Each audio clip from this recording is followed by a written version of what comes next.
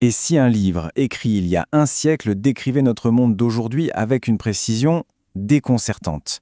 C'est ce qu'on va explorer en plongeant dans Le déséquilibre du monde de Gustave Le Bon, publié en 1923. C'est une grille de lecture vraiment puissante pour comprendre notre époque et ses grands bouleversements. Alors, Le Bon commence avec un constat assez brutal. L'humanité vivrait dans deux mondes complètement contradictoires. D'un côté, on a le monde de la science, où tout est harmonie, logique, vérité. Et de l'autre, c'est le monde de la vie en société. Et là, c'est tout l'inverse. Illusion, erreur, haine. La grande question, c'est comment est-ce possible? Comment une seule et même civilisation peut être aussi schizophrène? Pour décortiquer tout ça, voilà le plan. On va d'abord explorer ce fameux monde à deux visages. Ensuite, on va sonder le cœur humain qui, vous allez voir, n'a pas beaucoup changé. Après ça, on verra les erreurs politiques qui en découlent, puis la montée de ce que Le Bon appelle de nouvelles religions politiques. Et on terminera avec le vrai coup de la guerre, une analyse assez surprenante. Allez, c'est parti pour la première section, un monde à deux visages. C'est vraiment là que Le Bon pose la pierre angulaire de toute sa pensée, ce conflit fondamental qui va tout expliquer. Alors, quel est le problème central? Pour Le Bon, c'est très simple. Tout le chaos de notre monde vient d'un déséquilibre, un décalage énorme. D'un côté, notre intelligence a explosé. Elle a fait des progrès fulgurants. Pensez-y, on transmet la pensée à la vitesse de la lumière. Mais de l'autre côté, nos émotions, nos sentiments profonds, eux, ils n'ont pas bougé d'un iota. On enchaîne avec la deuxième section, le cœur humain inchangé. Et là, on touche vraiment au noyau de l'argument psychologique de Le Bon. L'idée, c'est que nos émotions, au fond, sont restées primitives. Et cette citation, elle résume tout, non? Le Bon, il y va sans détour. Émotionnellement parlant, on n'est pas si différent de nos tout premiers ancêtres.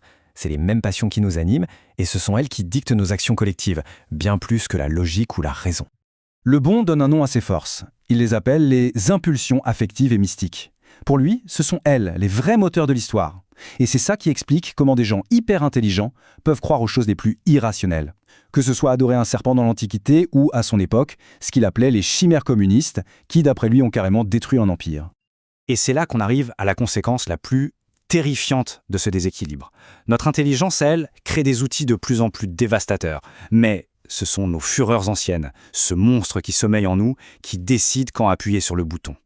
Le Bon raconte, horrifié, avoir vu des hommes très cultivés pendant la Première Guerre mondiale, incendier des cathédrales, massacrer des civils, juste pour le plaisir de détruire. On passe à la troisième partie, erreur politique, racines psychologiques. Et là, c'est fascinant, Le Bon va appliquer sa théorie psychologique au grand fiasco politique qui a suivi la Grande Guerre. Alors, Le Bon pointe du doigt plusieurs erreurs qu'il juge monumentales dans les traités de paix. Par exemple, au lieu de laisser l'Allemagne se diviser, ce qui était en train de se passer naturellement, les Alliés ont forcé son unité. Autre erreur, ils ont fait exploser l'Empire austro-hongrois pour créer une mosaïque de petits États, une vraie poudrière. Et tout ça au nom d'un principe abstrait qui ne tenait absolument pas compte des haines ancestrales sur le terrain. Alors, la question qu'on se pose tous, c'est « mais comment des dirigeants aussi intelligents ont-ils pu faire des erreurs aussi catastrophiques ?» La réponse de Le Bon, elle est simple et elle est cinglante. Il appelle ça une paix de professeurs. Il vise directement le président américain Wilson et toute son équipe d'universitaires. Eux, ils étaient persuadés qu'avec de la logique pure, des grands principes, ils pouvaient redessiner la carte de l'Europe. Mais ils ont complètement oublié que l'Europe, en réalité, est gouvernée par les passions, par les instincts, par le poids de l'histoire. En gros, ils ont ignoré l'âme des peuples. Et ça nous amène à la quatrième partie, le nouvel âge de la foi. Là, Le Bon va s'intéresser au grand vide psychologique qui s'est installé après l'effondrement des vieilles croyances. Le Bon fait un rapide retour en arrière pour nous montrer comment les grands idéaux qui cimentaient l'Europe se sont effondrés les uns après les autres. On a eu l'idéal théologique du Moyen-Âge, puis la monarchie absolue, et la Première Guerre mondiale, ça a été le coup de grâce. D'un coup, les dieux, les rois, tout ça semblait avoir échoué. Et ça a laissé un vide immense.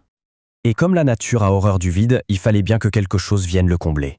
Un nouvel idéal a donc émergé pour remplacer la vieille dictature des dieux et des rois, la dictature du prolétariat. Et là, l'analyse de Le Bon est vraiment fascinante. Pour lui, ces nouveaux mouvements politiques, ce ne sont pas juste des théories économiques. Non, ce sont de véritables nouvelles religions. Elles fonctionnent exactement pareil. Elles ont leurs dogmes, leurs promesses d'un paradis sur Terre, et surtout, elles sont alimentées par les mêmes moteurs psychologiques. L'espoir, bien sûr, mais aussi, selon lui, l'ambition et une sorte de haine jalouse de tout ce qui est supérieur.